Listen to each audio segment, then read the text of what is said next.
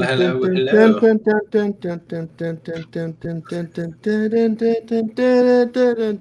Hey, Simon. Hello. Hello. Oh, yeah, another Wednesday. Good morning, good evening, and happy day to all the ships at sea. Yes. Exactly. We've got a hard stop at 2 hours today because I have to go. Yeah. Stick around if you want to, but yeah. I think Oh, no. If you're not here to answer things, I'm not here to. I can answer about 1/10 of the questions you answer. So, maybe more like half. More like half. I can do about half. Let's dive straight in. We have a show. Yeah. Randall, I'll leave this bit to you now. Oh, good. I'm the virtual Scott today. So, do's and don'ts. So be kind, be nice, be respectful, and constructive while interacting. This is YouTube Live, and this is a safe program to be in. So be here, be square, and all that stuff. And don't post anything if it's adult or rude or offensive. We do have banhammer capabilities, and we can make you go away. Do not advertise or promote anything that is explicitly reserved for people who are on camera. So if you're not on camera, don't promote anything. Don't spam anything. Also, just to let you know, if you post a link, we don't see the message. It doesn't even come through. So we don't even see it. Yeah. So don't, in explaining your question, do not post a link to some part of it. We will never see that. So do not do that. Also, don't spam. Don't post the same thing again and again. That is boring and repetitive, and you could do better than that. But more importantly, if you post a question and then you post the same question later, I take you out of the queue and put you down later. Speaking of the queue, if you have, I'll get to that in a second. Well, okay, already brought it up, right. If you have questions, I'm watching the queue for that, and I'm watching the live chat for that to put you in the queue, and you do it by putting a Q in front of your message. Yes, thank you, Simon, for putting that up there. Okay, harassment not tolerated. Again, banhammer comes out, but do have a good time. We're having a good time, and everything is good. I'm hearing a lot of sound, a lot of background noise. That might be coming from me. Hopefully not, but we'll see. Now it just got quiet. Weird. Well, I don't know what that is. Anyway, all right. Well, let's move on. Okay. Let's do quick introductions. Yeah. So my name's Simon Lightfoot, Flutter Community Lead, CTO of Dev Angels London, small developer agency, and you can follow me on Twitter at Dev Angels London. I do post tips and tricks and various other Flutter related things. Scott Indeed. can't be with us today. He's on a plane right now, flying to Flutter and Friends. So that's a conference that's happening. I think it's Friday through to Monday or Saturday through to Monday. So we can't wait to see what happens there. Randall, please It'll be introduce interesting. Yes. So I am a Dart and Flutter Google developer expert, part of the group from the beginning. In fact, I became a Google developer expert even before they had Dart and Flutter as a category. So very cool. And I am also the question magician for this show. And I'm still hearing some extra sound. I wonder if it's coming. I don't know if it's coming from you. It's just unusual today. And sorry, we should have checked this out in pre-show briefing. That just made it go away. Whatever you just did. Then it's me. I just muted. So let me see what I can do about Oh, okay. Yeah. It's probably some auto gain kicking in somewhere. Okay. And I'm also the question magician, which means yes, indeed, I am watching the live chat for you to ask your questions. We drive about half of this show from your live questions, answering whatever you want. As best as you can express it in one line of text in YouTube. Just try real hard. We'll give you pointers to other places like flutter.dev/community. We'll link you to all the other places that you can go ask your questions if you don't get it asked in time here today, or you can come back in 167 hours and try again. And we always have another guest. I frequently guest here. Danielle, Hi there. Everybody, I'm Danielle Cox, and I am a Flutter tech lead for a company here in the US, a startup called Ardley. I'm one of the organizers of the Flutteristas, which is a group of female and non-binary Flutter enthusiasts. So, in fact, I think once we get through the introductions, I'm going to talk a little bit about that. And actually, hey, just tooting my own horn a little bit here. As of a couple weeks ago, I am a Women Tech Maker ambassador. Congratulations. Thank you. Oh. So if I can real quick on the Flutteristas, we are prepping for our next conference. And we actually have our call for papers open now, and it's only open to Flutteristas. But there's still time if you happen to qualify to be a Flutterista. Hit me up. I will talk you through getting in there, and then you can submit, and we'd love to have you. So how do people get in contact with you about that? Probably DM me on Twitter is probably the easiest way. Right there, if you have that. If not, LinkedIn. You can find me on LinkedIn. Is there a way through the website? Yeah, it's flutteristas.org. We have that, but you're not going to get through the normal way if you just do it that way right now. So flutteristas.org, you need to fill out that. That's part of what you have to do is you have to go there and fill out the form for it. But we've got enough of a backlog that our CFP closes in another week or two. And so, to get you actually admitted before that, you'll need to talk to one of us, and we'll make that go. So cool. We'll make that happen.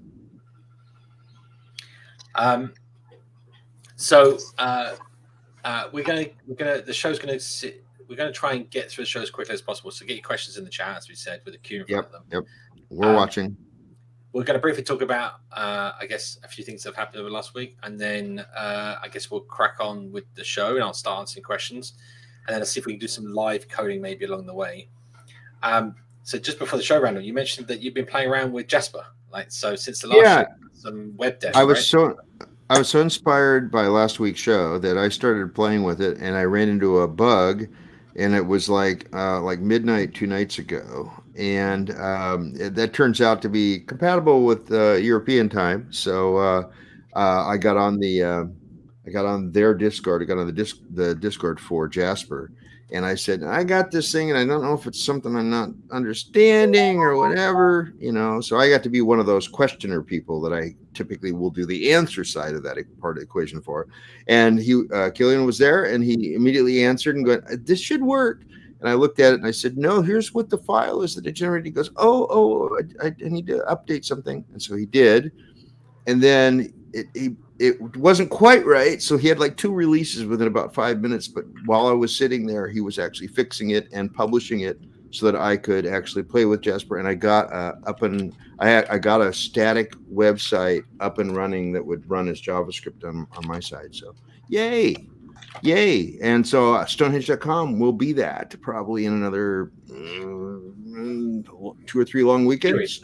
So yeah, period of time. It's interesting because I'll get permission if I can share this, but Stephanie, or sorry, she doesn't like being called that, Steph, from the other Flutteristas organizer. She's got a website, and I was chatting to her about this, and we're like, okay, we should be able to do that in Dart for Web, and we went ahead and forked what we did on the show last week, which was the sort of beginning of a community site, and just took our old website that was done in WordPress and just transformed it straight into a Dart website, get up online and Firebase hosting, and it was super easy.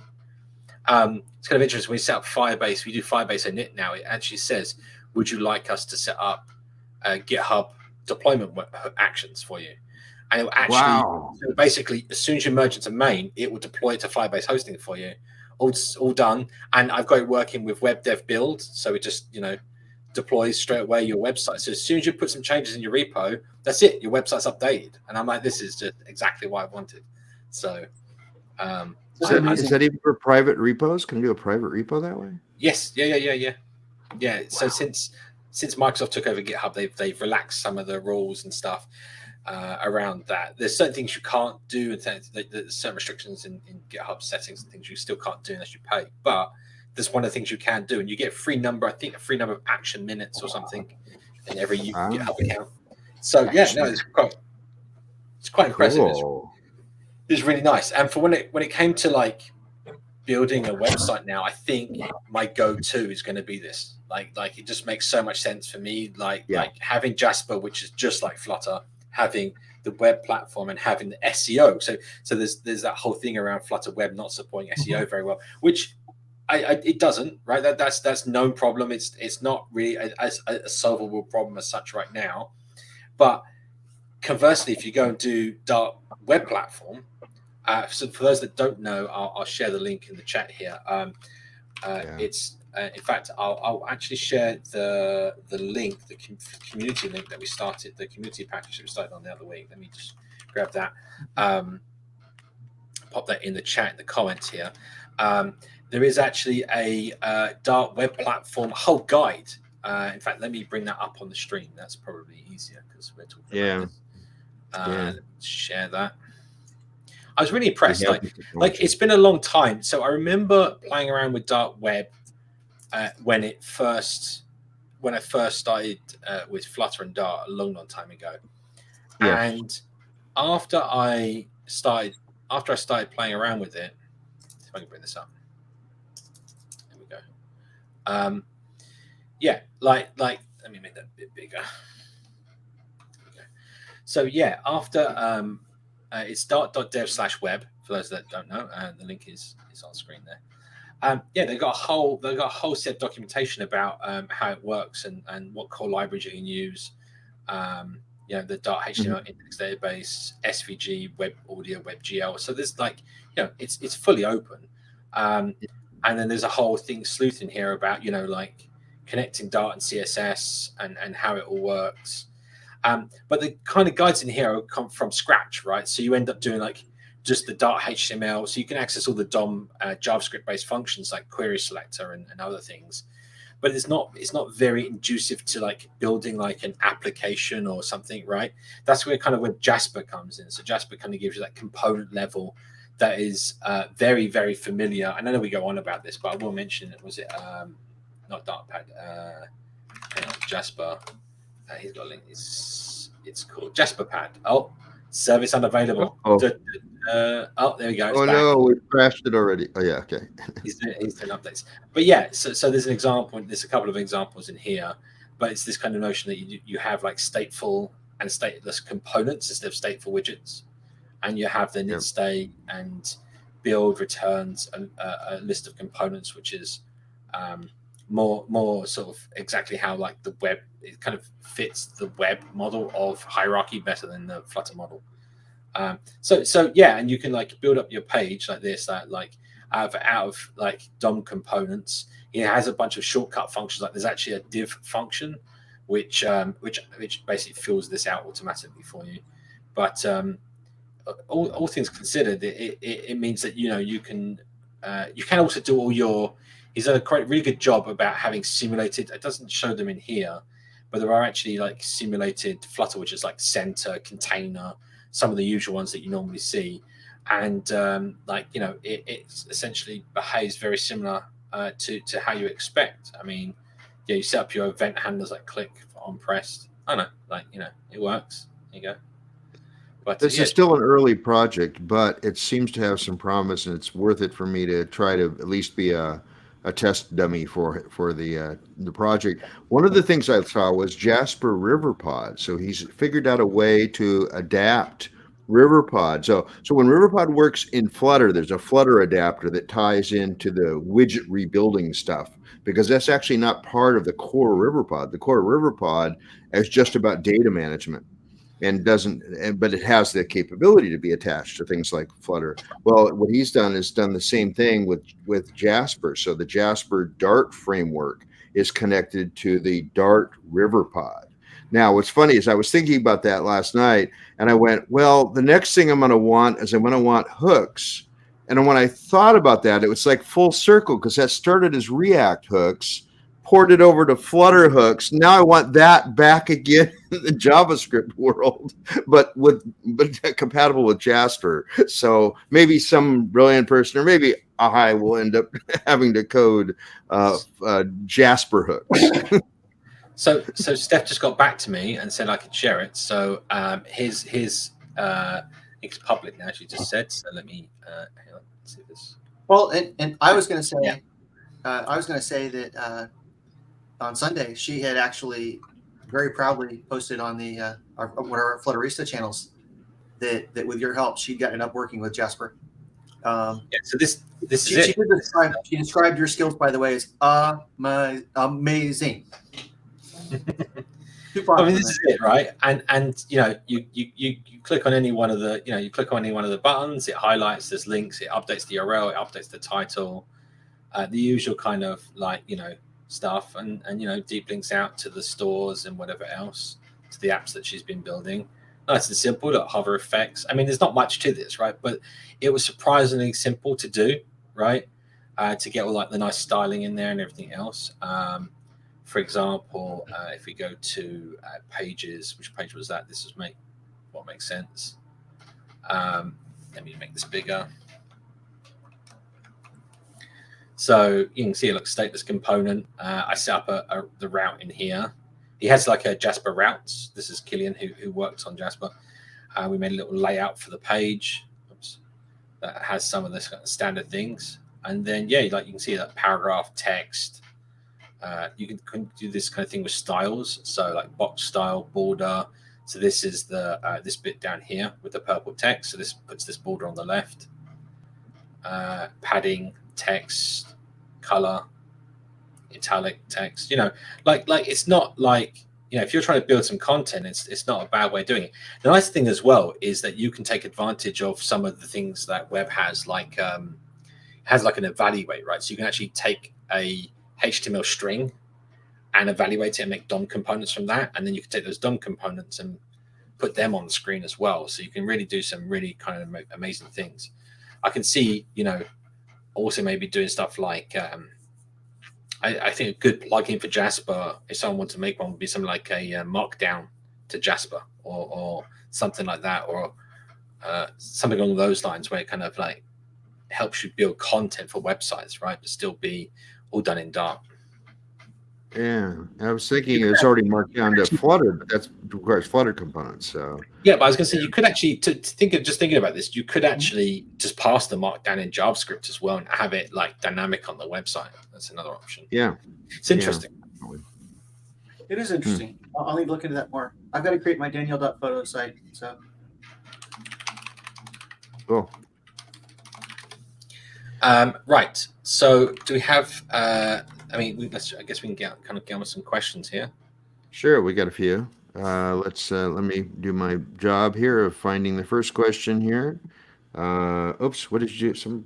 You just I put just brought something me up? Jasper hooks. Yeah, because there was Jasper hooks as well. Wasn't Oh, there? oh yeah, right. It's not done yet, so hopefully somebody will do it, or I'll get to do it myself because I want it. So let's start with the first question here from Ryan Paul. Which safe library can I use to implement QR to do scan to pay? What's the threat there? Why does it need to be safe? I think because you don't want. I mean, I guess you don't want it to go off device, right? That's the thing, right? So you can do QR scanning where it goes off to a server, takes the picture, and Okay. interprets the server and returns it back to you. And that's very Yeah. that can be considered unsafe because you're essentially there might be private information in QR codes. Okay. Yeah, I mean, like pretty much most of the libraries. I don't know. They're all on device, aren't they? They're all on device. Not well. You'd hope that you want them on device. You'd hope they're on device, but Zing Zing was like the go-to for Android for some time, and I believe that there's a wrapper library for their package. Literally just brought this up on Pub. Zing 2, 1D, 2D barcodes, Flutter Zing scanner. I don't know if they're any good. There is I know there's like plenty of packages for like generating barcodes because that barcodes and QR codes because they're quite simple. MLKit also has a on-device solution, but that requires you to which one is it? It's barcode scanning. There you go. So this is by Google, funny enough, and this essentially there you go. Read this before continuing. Built for mobile only, Android and iOS. It basically wraps the iOS and Android packages for MLKit, and then you get some simple, like barcode scanner process image. So I guess you could take an image from the camera using the camera package. Maybe that's simple enough and trustworthy enough. I'll pop that in the chat for those that don't know. I'm not sure. I mean, you could go so far, I guess. I haven't really looked through them, but you can go look at the source code of these things. They're on GitHub, and if they're not on GitHub, then you can download under the versions tab on Pub. You can download the tar.gzip file and look at it yourself and see if it's sending it anywhere else that you don't want to. I guess. Yeah. Hope that helps. Yeah. Somebody asked a question on one of the chats. I forget where. I think it was one of the Discords. Asked if there was a QR scanner for version 25 of QR. Apparently, that's fairly new, and not everybody supports it. In fact, he said none of the standard packages support it. That's pretty weird. I don't know if you know anything about that, but never heard of I it. didn't even know there was a new one. So I mean, here's the thing, right? Let's do this. I follow the machine learning reference. It's got to have like, oh god, go away. Yeah. Code scanner options. I mean, if it identifies one, they normally, So there's a barcode model here. Do we get a link to that? Scanning options. The person that's asking about version 25 isn't here apparently, or they would have spoken up by now. So, I'm just kind of curious if it has like supported barcode formats. There we go. That's what I'm looking for. Oh, bingo. I don't see a 25 mentioned in that list. Go to QR though. Maybe it's down inside that. Oh, just an email. That's yeah. It doesn't say. See, the thing is, QR codes are a standard format that can be as big as they need to be to fill the content required, right? Right. I think there's a range in which the QR code, if I remember right, QR codes can be, but yeah, I don't know. Yeah, I told him to go Google. Yeah, I told him to look at the packages, and if it doesn't do it, make a pull request and fix it or something, whatever. Right? That's how things work that way. Okay, let's do the next one. Oh, that's Damien. Look at that. Damien Bast is asking, when looking at JS libraries to Dart, they are often imperative, as in using setter methods over constructor declaration. Looking for suggestions to make the API feel more like Dart and Flutter code. And look at JS libraries to Dart. JS libraries to Dart, as in like using JS libraries in Dart. Yes. So he's probably just complaining about the way JS people design their stuff. I mean, no, it Tell can't them be to do that. it differently. Well, this is what I'm trying to say. Like, I'm not looking for just on how to make the API feel more Dart Flutter. I mean, when you declare if you're trying to use Dart on the web, you declare your JS stuff as external, and it detects when the function name, because this is the way that JavaScript works. Porting JS libraries to Dart, it says. So you mark it as an external constructor, and it will just work. You can even @JS name it, so you can actually say this is the constructor for this class in Dart, and it will link it up for you. I think there's some examples on the JS interrupt stuff. Hang on, let's find something briefly.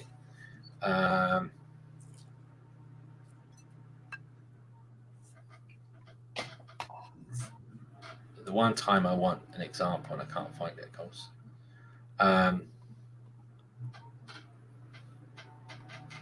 Here we go. Let me make this bigger.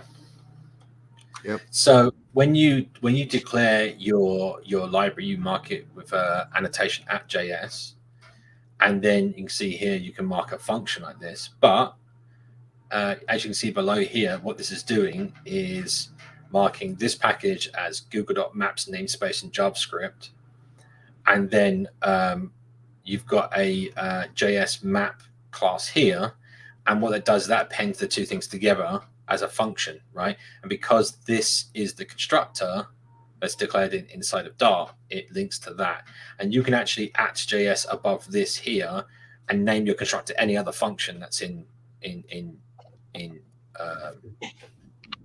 JavaScript.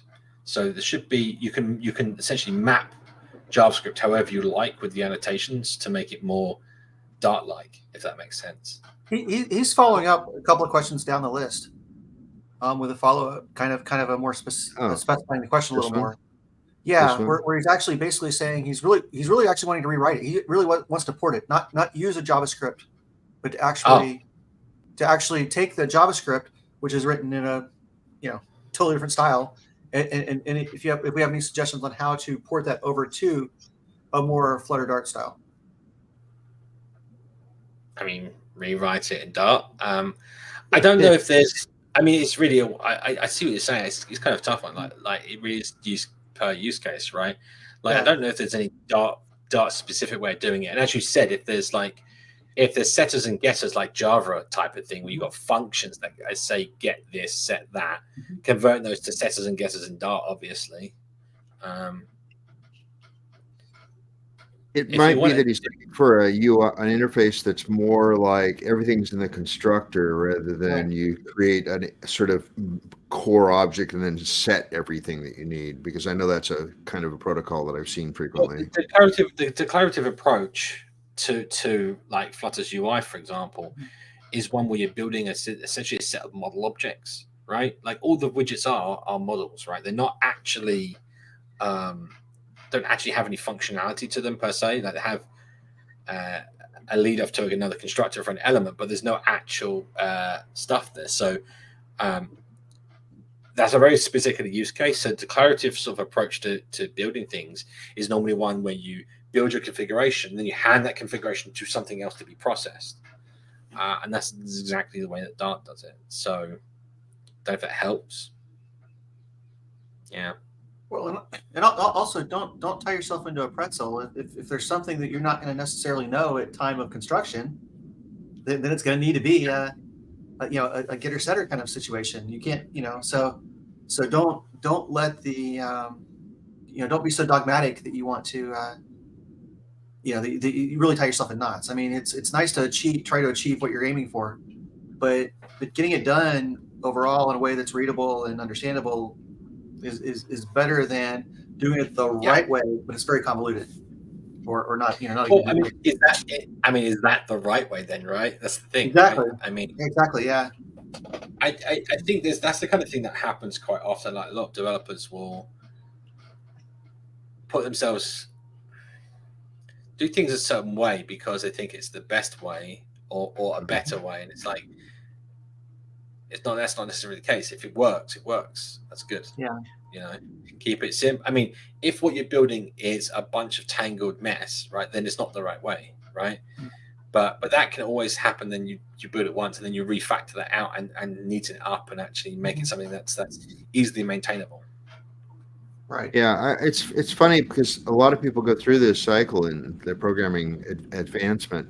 Is they start out and everybody wants like super structures. They want like exactly what are the 14 official patterns to use. It's like they memorize these and think that's what programming is. Well, yeah, that's like some of the Lego you use, but you know, as you get further along, you just get further and further towards just like, this will work.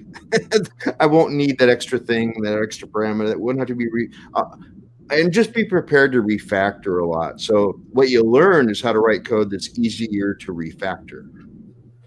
Yeah. That becomes the big win there. So that's definitely useful. Cool. All right. There's my take on that. Let's go on to the next one. We've got a few more to do here still. So this is, I'm not going to pronounce the name. Maybe, let's try Bodhi Halleck. Oh, yeah. Pretty close to that. Okay. I have a DLL file. Ooh, that's a Windows thing. Ew, I know nothing about this thing. I have managed to connect to it with FFI. Wow. And use its functions in Flutter Windows. Is it possible to do it in Android? Because it's not working with me. There's part 2 for the question. Oh, great. I didn't say the part 2. Whilst you go see if you can figure that one out, I can tell you right now, you cannot use a DLL file on Android. A DLL file is a Windows binary. It is not an Android binary. However, you can use FFI on Android, and what happens is you take your native code. I mean, I assume it's like C++ code, and then that gets compiled into what's called a .so or a shared object, which is the same as a DLL, but for Linux-based systems. That includes Android and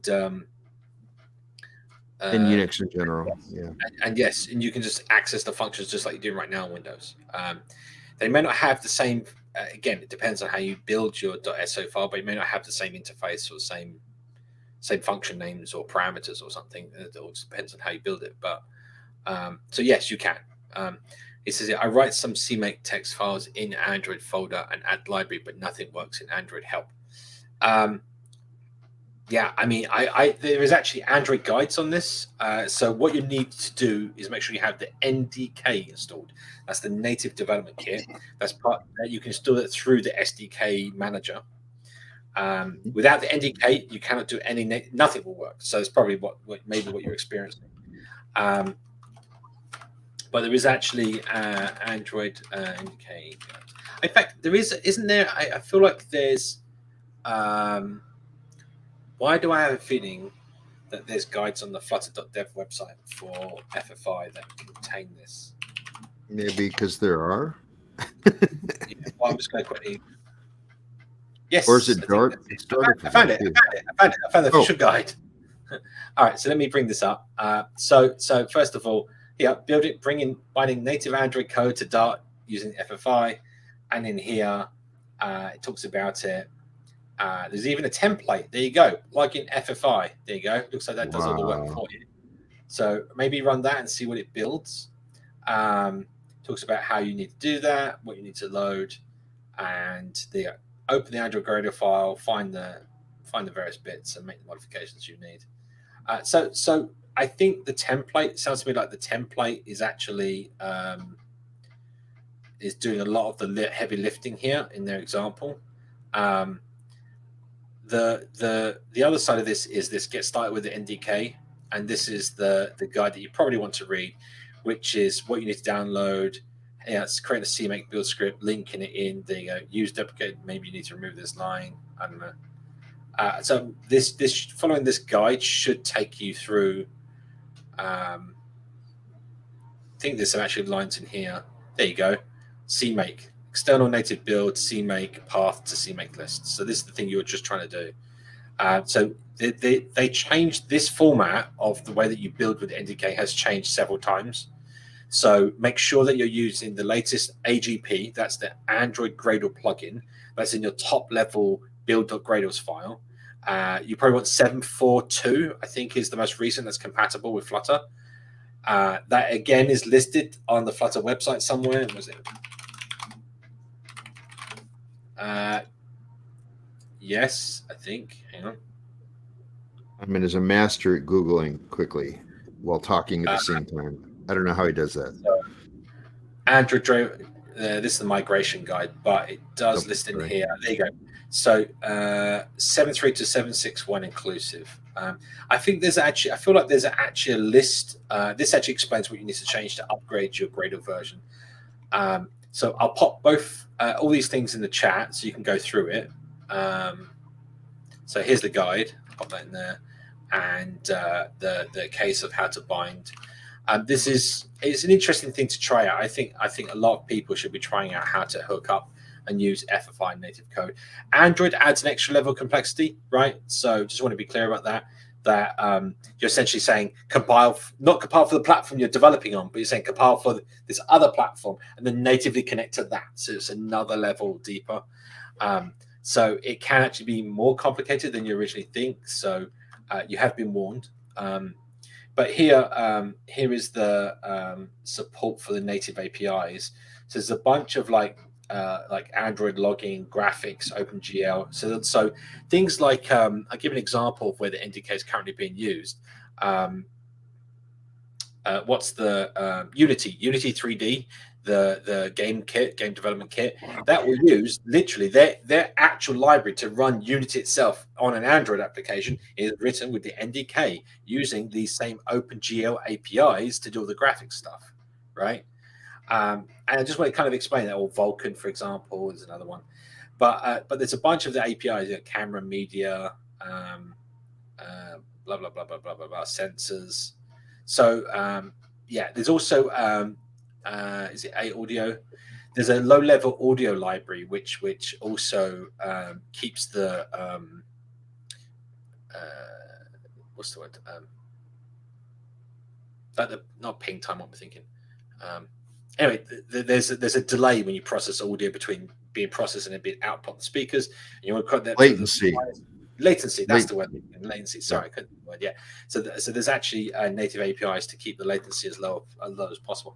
And it looks like they've introduced since April level 27 a lib neural networks. That's kind of cool. I haven't even looked at that before. I'm going to quick peek while we're here. Brains. So this would be accessing the native. So all the new devices have like a TensorFlow compatible like chip in the device now that allows you to run neural networks in hardware to get the most efficiency. And I suspect that this is their API for actually accessing those resources. And there you go. Perfect. Yeah. So there you go. Vendor neural network DSP driver. So these specialized processor, vendor, and then driver, and a GPU driver as well. So you can actually take advantage and do the processing on the GPU as well. So there you go. So you build your stuff against the Android neural network API up here, and then it will use the hardware accelerator using the hardware abstraction layer, that's the HAL, to access the specific driver and resources. That's pretty cool. So you don't have to think about the hardware. You deal with this like framework of theirs. But again, this is really low level. This is not for the faint of heart. Looks cool. I'm going to have to try it out when I get 5 minutes. That might be never. But we're here now. Oh, I think I have a guest in my ear. Hang on. Hey, Kevin. Welcome to the stream. Kevin. Hello from my parents' basement in Milford, Iowa. Parents' basement. Are you hunkered down to get away from the storms? No, no, actually, there's no storms in Seattle, and they're having some smoke here too. In Iowa, sadly. So, do you just briefly introduce yourself for those that don't know who you are? My name is Kevin Moore. Born and raised Iowan, proudly, although also happily escaped to Seattle in 2002. And I'm a product manager on the Dart and Flutter teams, working on our web technology. The perfect person so we've been playing around with the Dart web platform the past couple of shows. Yeah. I honestly, I've been on vacation. I have not been keeping up. I'm sorry. No, don't worry. So it's kind of interesting. We keep getting the question asked, SEO, Flutter web, that kind of whole debacle, and then the whole thing around that. But it was, it occurred to me that, I mean, like, you've always been able to use Dart on web. If you want to use Dart on web, you can do that. But when you kind of get down to the low level, it's like, accessing the DOM tree and, query selectors and dealing with all that and dealing with CSS. It's quite overwhelming, and it's a different platform. Even though you're coding in Dart, it's not the Flutter platform we know, right? So, yeah. So there's actually, I don't know if you've heard of Jasper. Oh yes, I have. I've seen it a little bit, and some people have been posting about it and having fun with it, which is spectacular. Yeah, I guess. So we've been playing around with that, and it's kind of. Let me bring it up. Have you actually seen any of the code on it? I mean, doesn't it look like Flutter, but it's DOM? Is that a fair assessment? Yeah, that's basically it. Yes. So this is kind of like, there's actually he's cloned Dart. I've saw this. This is just this is peak, right? Like turning to 11. I'm so impressed. Right, and then look, so you can just like change the thing and hit play, and then it will compile it and run it. Hopefully, it's probably overwhelmed right now. And there you go. And then you get this. Obviously, this is just the output of a header 1 tag with that text inside. But he's actually gone ahead and connected Riverpod up, so you can use Riverpod. Of course. So, but as you can see here, like stateless components of stateless widget, and then there's stateful widgets, and you can just handle your click sort of listeners and all that kind of stuff. So, run the counter, make the counter go. This is does Riverpod work? Oh, look at that! Wow. So it's interesting. I talked to Yegor a little bit about this. Uh-huh. I mean, I don't know. Like, I guess you're excited to show me. There's some like philosophy here, because a lot of people, I've had some really good conversations. Finally, I think I came to a good. Who's our friend of the cowboy hat? In yellow. Matt Carroll. Who? Matt Carroll. Yes, I think him and we finally come to a not a truce, but like a deep understanding. Because I've been talking about, hey, use Flutterweb for apps, not sites. We're really optimized for this. Like and what I didn't realize was like, he's like, you make it sound like this is intentional. Like you're intentionally having bad SEO on Flutterweb or making excuses. And I was like, no. Like if I could wave a magic wand, like I would do it yesterday, of course. And I'd have the download size be 6 kilobits compressed, of course. Yeah. We're just fighting with realities of like, do you want amazing consistency and performance with Android, iOS, desktop? If you want amazing consistency and performance, you can't use the DOM. And that means using the canvas. And if you're using the canvas, Auto Magic Find doesn't work. You can make find work just like it works in docs and sheets, right? You can wire up Command F and have an experience there, and we have a selection API and everything else. Translate is not going to work as easily. We have some brainstorms there, but it's tricky. But like these features that use the DOM. And actually, this is just for people watching. I think it's interesting to point out. This is what you get, Simon, for inviting me. It's like you get philosophy, right? This is the fun thing that everyone wants to hear, right? Yeah. Okay, no, like there's the DOM and the web, and everyone needs to keep those two things separate. They're concentric circles. Actually, they're not even necessarily concentric circles, right? Like Electron is not the web, but it's DOM. Yeah. Right. So we love ourselves some web. URLs are spectacular, and caching behaviors and ephemeralities. That's all spectacular. We love all that stuff. And I suppose I was gonna say, I suppose it's still called DOM. It's still like a web technology. Like, yes. Although it's not the web, essentially, like it's not a browser technology. Sure. Yeah. It is like we consider I think the wider developer community would consider HTML, CSS, JavaScript, at least from its inception, was being a web technology. JavaScript is kind of out of that because it's not just being used in browsers anymore. Of course. And you can use Wasm right now. So like they're web techs, but I think separating out DOM versus DOM is like a specific way to build an experience for the web versus the whole web. Like we are deeply committed to having an amazing web experience, and we use the DOM where it makes sense. And because we are all in on Canvas and using hardware accelerated graphics and all those things, that means some of the magic you get with the DOM, SEO, trivial find, and translate are like 3 big ones. There are some trade-offs there, and I wish we had a magic solution that did all of them. And frankly, I'm still having conversations with some brilliant folks in the Chrome org about standards track work that we could do to make the story better. But so this is always my refrain, right? Like, look at Family Link, look at Google Classroom, look at Reader. There's some spectacular, super exciting ones coming very soon that I can't say more than that from Google. A bunch of external ones, Novade. I just found another one that was like a Pilates health tracker one. There's like 3 or 4 people in the education space. There's so many awesome people using the web stuff for the web, like using the web stuff for app experiences. And then if you're making a landing page or a reading experience like pub.dev, like dart.dev, like flutter.dev, like we are not hypocrites here. Like HTML, CSS, JavaScript are spectacular. May they never die.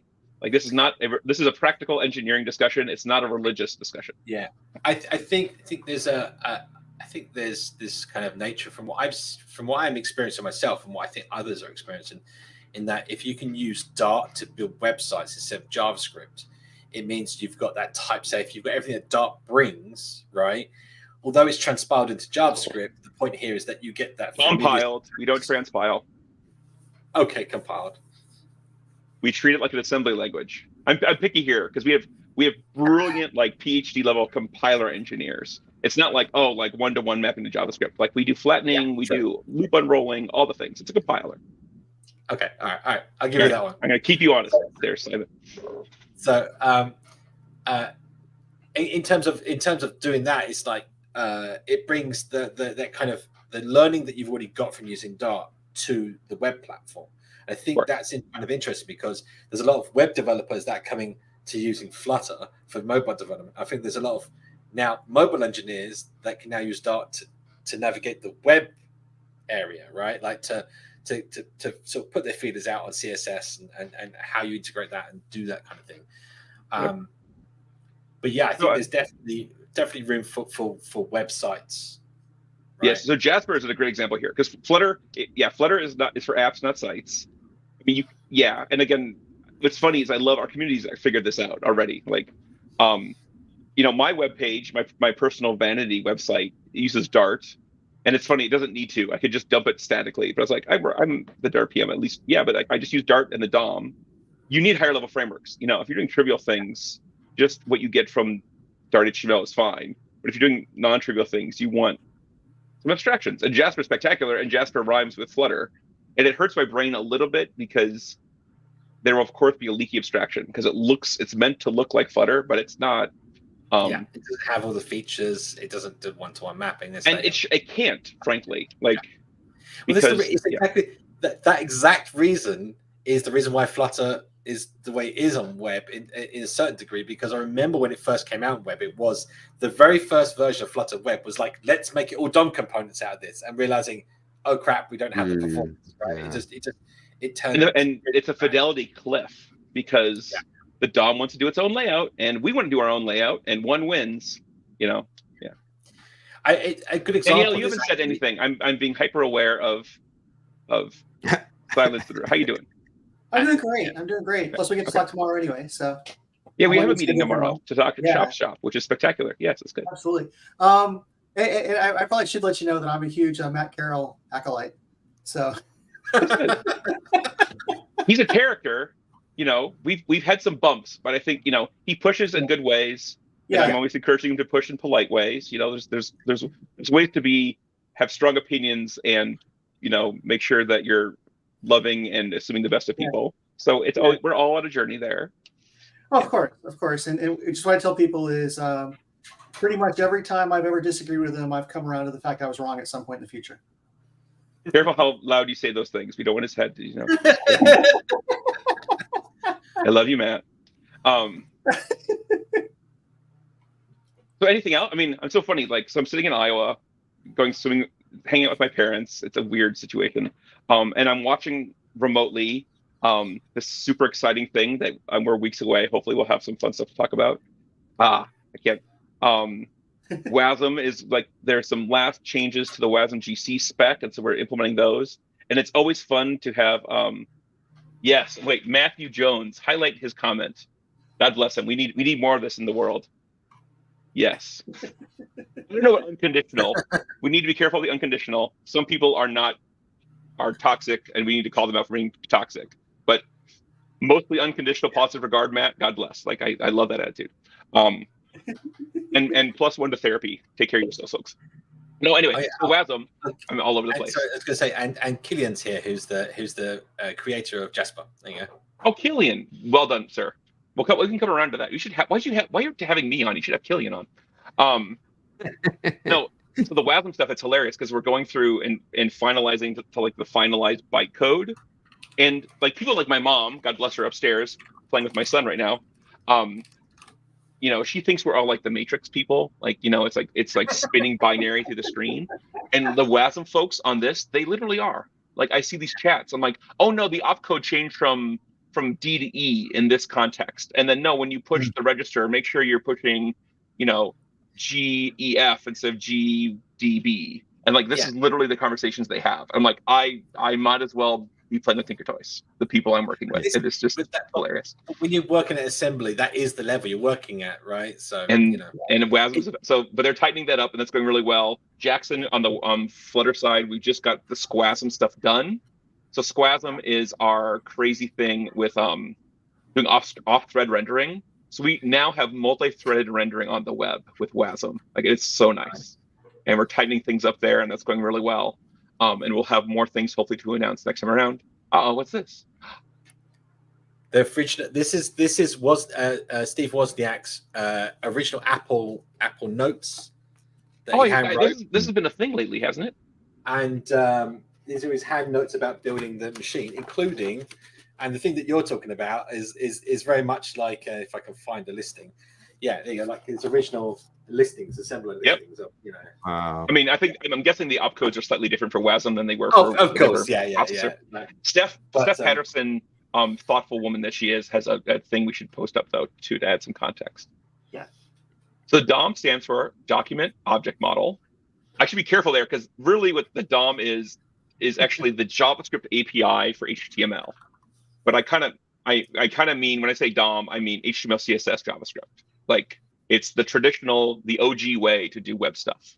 Now we have Canvas and WebGL and soon WebGPU. But we segment that. Like, Flutter on the web started out using the DOM, so HTML, CSS, and now we're all in on Canvas and WebGL. We still have HTML support. We'd like that to actually go away because there's just all these issues with fidelity. And we're actually doing an amazing job the engineers are doing an amazing job fixing up some last minute things when we know there are issues with the DOM. So we can go all in on Canvas. So that's the difference. If you're drawing to the Canvas using low-level APIs, that's Canvas. And if you're using that stuff, there you go. That is what we generally talk about the DOM. Yeah. Great question, Steph. Yeah, there's lots of information. I've posted this link in the chat if people want to go look about how it all works and what it's all about. And then there's guides in here on adding elements and managing the DOM and playing with the tree. In fact, there's an expert right on the call with us right now. Hang on, there you go, Killian. Welcome. Yeah. Hi, hello. Who has awesome hair. There you go. Compliments of awesome hair already. Thanks. Hi. Thanks for having me. Yeah, we've been talking about how awesome Jasper is. I'm guessing you've been listening in the background there. Yeah, I've listened in. Yeah. So I'm curious, Killian. Obviously, Jasper is inspired from Flutter. Like, do you ever feel like the abstraction goes like is there ever a point where the abstraction starts to leak a little bit? Because obviously Flutter's element model was very much designed or having retained graphic stack. Like, do you hit a point of an uncanny valley there? Like, how far does it go? I'm curious. So you can think of, like, in Flutter you have widget tree, element tree, render object tree. In Jasper you have widget tree and element tree, and there are no render objects. So, like, as soon as you get to the would-be render object level, you have the DOM elements. Actually, I'll correct there. There is a render object element. It's just internal to the browser. Yeah, it is there. Yeah, the browser just does it for you. Yeah. You can also say it uses the render object. Abstract. Sorry, I'm being pedantic, but I think it's interesting to think about. Yeah. So that's the abstraction level. Like, I've I've basically gone and like copied the framework.dart file from Flutter, replaced all the components, and like that was the initial draft, I guess, and like did some stuff, but yeah. It's so cool. How's the performance, do you find? Have you built big things with it? I think like it's well, like I think for that early stage it's quite well. I've compared it against a few others, and I mean, of course it can be optimized still a lot, I think, but I think it's good for a first thing. Yeah. This is where you start thinking about the large language models, and this is my son bringing me lunch. This is how spoiled I am. Wow. And can you imagine a more Iowa lunch than a Maid-Rite and watermelon? Thank you, Caleb. Wow. Awesome. Sorry, continue. So you're doing your own. Are you doing your own diffing algorithm for like when the state changes, you need to change the DOM? Yeah. So it's like, I don't know. It kind of has two diffing algorithms, right? Because like the first sort of diffing happens at the element tree level with like when you update the widgets, and it has like the update child function to know like whether it creates a new element or uses the existing one. So that's kind of a first version of diffing. But then once it gets to the DOM element level, it does kind of another round of diffing to check whether it, like what it needs to update. Just like, does it need to create a new DOM element? Can it update just the attributes of the existing one, and so on? Very cool. Yeah. What do you want? Do you want people to play with it? Do you want pull requests? Do you want bugs filed? Do you want people to write docs? Are you using this for a company? Like all of that. All those things. Like all of this stuff. Obviously, like I'm like, it's very early right now. It's on 0.8, so it's like I need early adopters. Just people trying it out, playing with it. I mean, it's obviously not at a stage where I would recommend it for any like large enterprise or whatever project that requires stability or something. But anything that's like a hobby project or your personal website or like something you feel comfortable with playing around, definitely. Yeah. And then do issues, do bug reports, do whatever. I'm happy about anything, I guess, right now. Yes. What's super exciting, give us a few months, but I'll be in touch. What's super exciting is we should be able to just flip a bit and compile the Wasm, and it should just still keep working. Yeah, I haven't tried that yet. Well, frankly, don't, because it won't work. It won't work because we have not wired up. We've wired up our Wasm compiler into Flutter, but we have not wired up the Wasm compiler to be as straightforward and trivial as Dart2JS. Okay. So if you just have a standalone thing without Flutter, you can try, and it's going to be a lot of hacking. Just warning you, I guess. I have enough things to do in the meantime, I guess. Like no urgency. Yeah, it's not straightforward to build a whole framework, but yeah, there's enough stuff to work on. It's not straightforward to build a whole framework. We got to quote that and put that up on the wall. Yes, that's great. I need that T-shirt. Yeah, there we go. And also, I've been having fun playing with it, as we've chatted already. But the one thing I see is missing is you have Jasper Riverpod, but you're missing Jasper hooks. And I was thinking that would be weird to go all the way from React. Add another package. It's another package. Is fine. You could do that, right? Yeah. Just do the whole matrix. Yeah. Why not go through all the plugins and just add? Yeah. I'm happy to get a pull request on that. Okay. Yeah. I'm always happy to get pull requests. I love it. That's good. That's wonderful. And I actually think that's what Randall basically said it might come down to earlier. Yeah, maybe. We'll see. I got to get familiar with it enough to be able to put that in. Yeah. As a small spoiler there, you probably don't need the hooks widget to do it, because I've been playing around with the framework a bit and modifying a bit. So yeah. And I might get the same thing also. I've occasionally taunted Remy with this, but you can do almost everything with hooks by using this as a family key, because then it binds it to where it appears. It's very weird. He says, "Don't do that. That's not the right way to use this. It's not for intro widget state." And I go, "Yeah, but can't you just pass this?" He goes, "Yeah, I know it works, but don't." Yeah. Or at least I can imagine him he's doing that. I'm only seeing it in chat, but it seems like he's doing this. Yeah. I can see where that could go wrong very quickly. So yeah, it doesn't sound like a good idea. I want to say I actually have an open issue on this, but this just wanted. I'll put this in the chat. There's a little a gist I made for using Flutter WebGL in Dart on web. So this is actually working in Dartpad right now. We get some little errors because Dartpad doesn't support the WebGL framework apparently. But it compiles with it and it all works. So this is actually written. This is actually being displayed from a vertex shader or a fragment shader written in Dart here. So I'll pop that in the channel if people are like kind of interested. But you can kind of do some pretty cool things with Dart on the web as well. Yeah. I mean, it's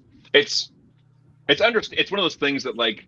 It's like frustration and then unconditional positive regard, because I've got all these questions like, how do you do X on Dart on the web? And I was like, how do you ask yourself, how do you do it on the web? Like, go to Mozilla, MDM, and like actually it's an interesting thing to kind of bring it around to the Wasm stuff. Dart HTML is pretty old. We've added a few things to it. I don't know if Killian's hit any issues here. If you're just doing standard stuff, it's fine. But like all the new APIs. If you look at package web, we're actively working on that. That is going to be the package everyone needs to use. Again, you don't do this today, folks. This is just kind of future looking. This is where my brain is. So please don't do this today, but go look. It's interesting. So we're doing package web, and package web will be compatible with Wasm. So Dart HTML, as it stands, it does some crazy things that we just can't compile it to Wasm. So everything will have to use package web. And the beauty of package web is it's a package. So click on pre-release 0.14.beta. Yeah. This is what I see right now in here. But yeah, it's pre-release. Oh, I shouldn't be failing. I'm sad there. And is there? Oh, there's no. Oh, they haven't. I guess they're not creating the API docs for it. So sorry, it's not a good preview right there. Ago. Yeah. No, it's been a minute. But it's going to be a package so it's based on the IDLs, the official W3C IDLs. So it'll stay fresh with the standard. Nice. Ever fresh, and we're generating it automatically. And so it'll have all the API. It's amazing because every time I run the little tool to go download the latest, like these ML things and these like GL crazy, like I'm amazed at how fast and the FIDO key security thing, like you forget how quickly the web is moving and all these APIs. So obviously some of them are experimental and we need to make sure we flag some of that. But our hope is that's going to be the future, and it's not going to be tied to the SDK anymore. So folks can submit patches, and we can rev it outside of the SDK, and you don't have to wait for the next SDK release for a fix. You can just get the latest version of the package. So the approximate reason for this is to support WebAssembly. But the nice benefit is hopefully we'll have a fresher, more complete browser API set for everybody. So that's some fun work that's going on. It's awesome news. That is, yeah. I can see this, like, so something Killian was saying the other day was like, like you get server-side rendering with Jasper as well, which is kind of cool, right? So wow, I haven't even played with that. That's super cool, yeah. Yeah, there's a bunch of stuff. You have to go look at it, and he's done a lot of hard work on this. But I still like the idea of static site generation, especially like being able to use the Dart code to like write the website, and then the output of that is being like a static site, even with JavaScript in there to a certain degree, but actually having like that output really makes a difference. Well, you could mix all three, right? You could do server-side rendering and some static and some client, and like, I mean, in theory, again, Killian, you give your little to-do list open, enable all three. Yeah, there's a lot of flexibility there. Yeah, that's super exciting. All right, shall we just see if there's some questions coming in the queue, and feel free, anyone, to put your questions in. If you have questions for, I'm sure Killian and Kevin don't mind answering questions about what they've been working. Well, you know what I mean. What about Jasper and whatever. So yeah, chuck them in the chat. I'll just put them under the bus there. But yeah, get your questions in the chat while we've got one here. Let's see. Let's see what questions we have. Okay, I'll pick the next one up here. This is how can I track app installations from Facebook and Instagram ads? Would you recommend utilizing a mobile measurement partner to streamline the process? I'm guessing this is in the context of native, right? That probably, yeah. Right. Well, Flutter on. I am not much help here. Sorry. Simon, any idea? Sorry, 1 second. Oh, okay. I just had to answer a quick message there. How can I track installations on Facebook? Installations from Facebook. Would you recommend utilizing measurement? I have not got a clue. Do you know who you should ask for this one? That would be Andrew Brock. Throw him under the bus. He used to work on the ad framework for Google. Yeah. He would know all about this. The thing is, first of all, tracking installations from ads doesn't sound like a great thing anyway. I'm not sure you would need to, right? Like you can just track installations anywhere, report any analytics package. If you're talking about native, you've got Firebase and Google Analytics already that you can just check an Android app, and they also have libraries for iOS apps as well. So that kind of, if you're talking about that, mobile measurement partner to streamline the process. I guess that's some external third-party company to process your analytics. Again, I mean, to be honest, for the sake of your users, you probably want to keep all the data as private as possible, especially in today's atmosphere. And also, if you've not released an app yet on those stores, you have no idea the headache you have to go through to answer all the privacy questions and everything else on the app stores to get something out there. And if you could just say, no, I don't send any information on my customers to a third party, it's like just instant win. So yeah. But I mean, reading the question, I mean, it's looking to me like what they're wanting to do is they're wanting to try to see are their ads effective or not. You know, how to track app installations. Sure. So I'm advertising for you to install my app. I've got an advertisement out there, saying, "Hey, you should install my app." But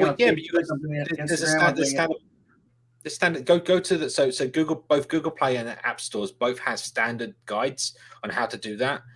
There's an installation tracking ID that you can get. So on your ads, you add like a UTM flag, and then it gets. When they go to your link and it takes them to the Play Store then sends it to your app so your app actually gets as part of its like deep link when it first opens, and you can be told then it came from this specific ad installation. Then you can report that to your own backend. You can do that, yeah. That's built into both app stores. You can do that, yeah. Sorry. And you don't need a third party for that. Nope. That's all built into the app stores. So you can just take advantage of it. Forget where it is, but yeah. Installation. What's it? Track app conversions. There you go. Is that the one? Track app. It sounds like it. No. I don't know. Install tracking. Yeah. Wow. There's this way. You need to go hunting for this one. There's definitely features on both the stores for this because I've done it in the past, but it's a long time ago. You're on your own, sort of. Hopefully that puts you in the right direction. I see Google could be your friend. Well, I see a couple questions related to web stuff that at least I could talk to, as opposed to having no clue. So, yeah. Okay. Well, the next one's mine. You can definitely skip mine. Okay. I'm looking down for which one are you looking at for the web? Let's see here. Not patterns. No. Grub Rawat, forgive my pronunciation. That question is, I have an answer he's not going to like. Although I have a funny answer. Oh, that wasn't queued. Simon, that's why I don't know. Okay. Yeah, go on. Bring it up. Do you want to bring it up? It's the last one. Go ahead. Oh, it just got added. No wonder. Yeah, I can bring that up. There we go. So will Flutter hot reloading become slow when Dart Wasm is implemented on Flutter Web, or will this not affect Flutter hot reloading? It won't. Simon, do you know I'm trying not to be too cheeky. Go, I know. go. Well, first, I own that people really want hot reload on the web, and I can get into why it's difficult. So my answer here is it won't affect things at all because there is no hot reload Flutter web. So it'll be just as amazing today on Wasm as it is today, which is to say, there actually are some interesting bits here. Well, actually, oh gosh. So I mean, just to get into the plumbing a little bit, we're allowed to do that, right? We use Dart.js does a whole world analysis, which is why Dart.js is slow. There's actually two JavaScript compilers in Dart. There's DDC, the dev compiler, and there's Dart.js. DDC does incremental compile, but it doesn't do any whole world analysis. So that's why when you look at the Chrome output when you're in dev mode, you might see 100, 500 separate JavaScript files. We compile them all individually. And then obviously when you do release mode, we have one big JavaScript file. And that is much smaller than some of all the other ones because we do whole world analysis. And if go read about compilers and whole world analysis, it's fascinating. That's how we get code small and fast. So in the Wasm world, our compiler is super fast because we just generate, I'm not gonna say we do some optimization, but we just generate straightforward Wasm. And then we call into a thing called binarian, which is this is where it's beautiful building on the shoulders of giants and having ecosystems. We didn't have to write binarian. It's actually supported by the Chrome team. It's a community thing. And it's just a Wasm thing. Like binarian is the same optimizer that the Kotlin to Wasm folks are using. And that does the whole world analysis and minifying and minimizing names and all this work that Dart.js does. Wow. We get to lean and leverage binarian. The tool is called Wasm Opt, if anyone's digging in. So my short answer is, if you're just talking about hot reload or just be able to interactively, do Flutter run. Right now you can do Flutter build Wasm if you're on the dev channel. You can't do Flutter run web Wasm yet. I want to get there. You can basically turn off binarian. And what that means is the compile should be really fast. You won't have to wait for binarian to go through. It's not incremental. The way that the way that the dev compiler is, so it'll be a little bit slower. My hope, we're doing a lot of work to make sure we have really good semantic consistency between JavaScript and Wasm, other than the obvious ones, which is we can represent 64-bit integers completely accurately, which you can't do with JavaScript. So we're doing a lot of work to make sure we have good consistency. So what I'm guessing is, but we do want to support, at least I've been pushing the engineers to make sure we support a run with Wasm option. You can at least run through your app and try things out. But unfortunately, we still have hot reload. We're kind of thinking about hot reload. It's very similar to SEO, which is if it was easy, we would have done it already. And even if it was hard, we would have done it already. It's really, really, really hard. But this is what the beautiful thing about Flutter. For a lot of things, you can use a desktop experience and do a lot of your really fast iteration there. And then once you're ready for web stuff, move to a web experience. So it might be a little bit slower iteration cycle, but it'll still be high quality. And the thing I would actually suggest for if you're running through this kind of a cycle, and hot reload would be really useful for you. You can run it on Mac OS or Windows or something like that for most of your development, and that'll actually give you all of that speed of being able to do that, and also more importantly, keeping state. I mean, it's not usually in my case. It's not the time it takes it to do a hot restart kind of, or not hot whatever, but to do the restart that you do when you do it. It's the fact that I've lost state, and so now I've got to go log back into my app to get behind my login and things like that. Yep. And do my application and stuff. So if you are running into that, you're developing. You can develop it with a different, develop it for a different platform. Get past that. And then come back and run it on, make sure that it's still working the way you expect it to on web. But things like, getting your layout right, and making sure your API calls are being made right, stuff like that. You can do all of that stuff without needing to go through without using web necessarily. And frankly, you can also do a temporary entry point to come into a different place in your app too, and just have everything all preloaded, and then drop you into the page that you're actually debugging. I've definitely had multiple before. Right. I was actually saying it might encourage you to end up factoring your app out in a better way. Like if you have a huge monolith with these big, deep assumptions of web, and then you have a very nuanced component that does a very interesting interaction model, and you're trying to do animation or transitions and things, maybe when you hit this wall with web, which is like, oh, I want to test the whole end-to-end and validate this works with this widget, but I have like 16 RPC calls, and I'm assuming I have like, maybe that's where you pull that out into a package, do a monorepo, make an example app in that package, nice component, and then you sit in that in desktop mode, and you crank, and you get the transitions beautiful, and you don't have regardless of if it was a web app or a desktop app or a mobile app, like you don't have all the weight of the entire experience. And then you can have a really tight interaction cycle. You can have really good targeted unit tests on that widget, and then use that in your web app. So it might actually be a forcing function that will be a little bit more work up front, because you have to go build a harness and build a separate package and all that. But then your iteration cycle gets so tight on that widget, and your confidence in the quality of that widget, and then the funky transitions and whatever you're doing. I don't know, Killian, if you have thoughts on that too, but that might be an interesting approach for folks to take. Nope. I'm just looking for validation in my random music.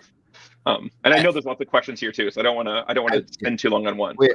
We have a couple more Kevin questions, but we do have a Killian question, so I wanted to take that one first. Before we jump off this topic, you were talking about hot reload, and I just want to say that technically, is it unfeasible? What is it more like, I'm just assuming like it's something that you can't reset the browser state to exactly as it would be with like a refresh, so therefore you can't really guarantee, because I know you have the global JavaScript state, right? Like you have the global JavaScript, like even if you were to say, okay, we have like a symbol tree that is everything from Dart onwards and prefix everything, it's not really I'm just kind of wondering what is the reasons why it's been problematic, just out of curiosity. We are spoiled by the Dart VM. When Dart started out, it was a bunch of people that loved small talk, frankly, and they did all this crazy work. Yes. And honestly, I had some arguments with that, and there's a bunch of people who have this deep love for small talk, and I've never had a baptism. Like I've never been brought in. Maybe I would love it too, right? And there's a lot of people. Actually, a couple actually joined back in the team. John McCutcheon came back, and he did a lot of the original hot reload work. Spectacular engineer. We're so lucky to have him. That's actually something I need to repeat. Just in the last few months, we've had 2 people in Google come back to Flutter and Dart that left. It's like, just in terms of the health of the team and how much people love working on it, we're very fortunate. Shout out to you, Matan. But so they did a bunch of very early work to make sure that you could reload code and maintain the data structure, but change out the plumbing underneath and all this stuff. And that was from the original kind of vision of Dart 1 that lived on. Even once we entered this very much AOT-focused world, and we're not going to ship Dart in the browser. Sorry for folks that are brand new, but there's a bunch of fun history here. And we maintain that legacy. So it's not that like, oh, our JS engineers aren't smart. It's like the web does not have the flexibility and the pluggability and the runtime tweakability that you get when you have the Dart runtime. And that is the magic. We've talked about ways to do it, but it just gets ugly. Like, how do you swap out the implementation of a class? I mean, there's some flexibility in JavaScript, right? You can touch the prototype and do other things, but we just don't have the scalpels we have with the Dart VM. That's fundamentally the problem. Yeah. So the problem also is like the closure has guts inside of it that you can't get to from JS. So there's this basically opaque box. And how do you then take that, but take the values outside of it and generate another opaque box in the new system? You can't, and it's just not access from the JavaScript layer. Yeah, so it's just like, I mean, JavaScript is so insanely flexible, and again, modifying the prototype chain and all the other things, but it's not flexible enough and in the ways we need it. So the magic, again, I'll try to keep it short. We paid a lot to have our own ecosystem. Like, we're not the TypeScript ecosystem, the JavaScript ecosystem. We have our own packages. We're not Java or Kotlin.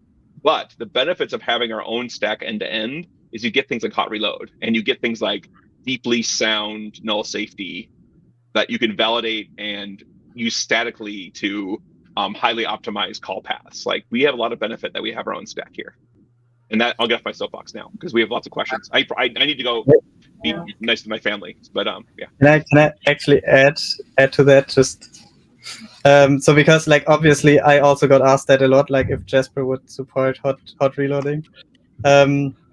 So I looked a bit into like how it's currently done, and like I completely get that it's like super hard to do something what you described, that like switch out the implementation of a class, for example. Like but what I found, if I read this right, and I read the Dart JS source code, what it does when it like does a reload, it completely removes all,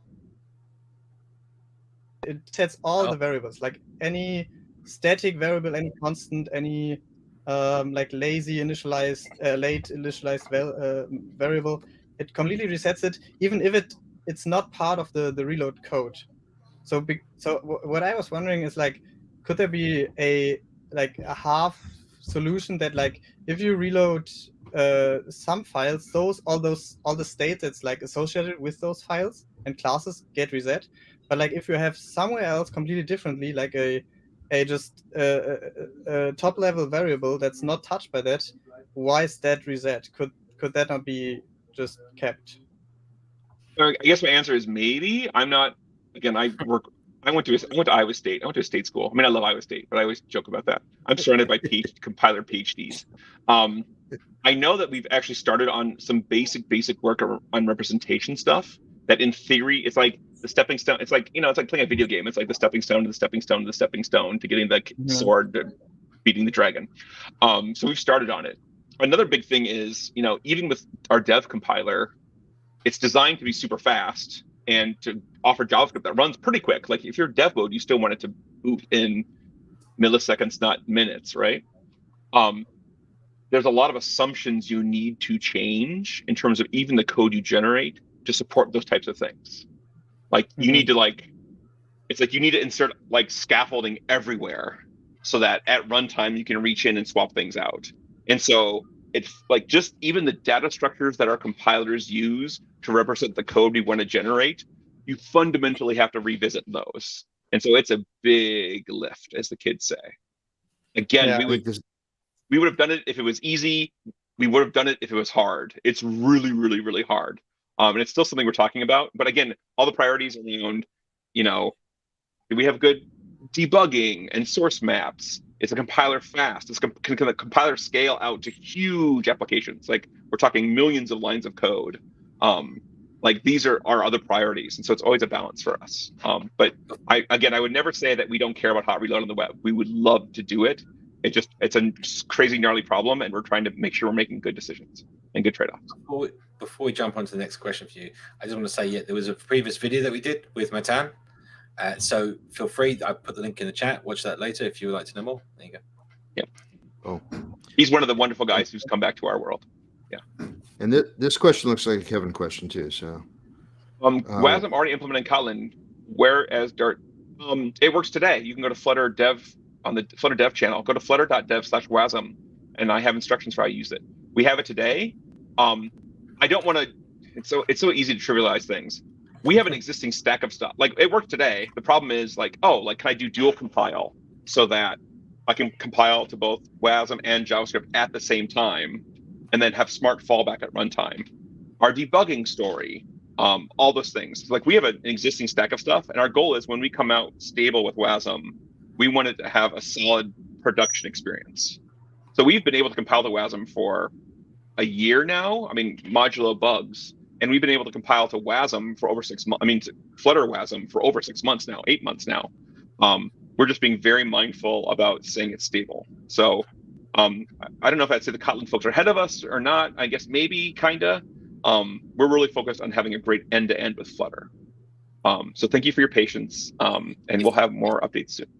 If people try it out, they can just raise the bugs on the Dartlang repo or the Flutter repo. Is there? I would say please hold off on bugs, because we just it's like walking up to a house under construction and you're like, where are the bath mats?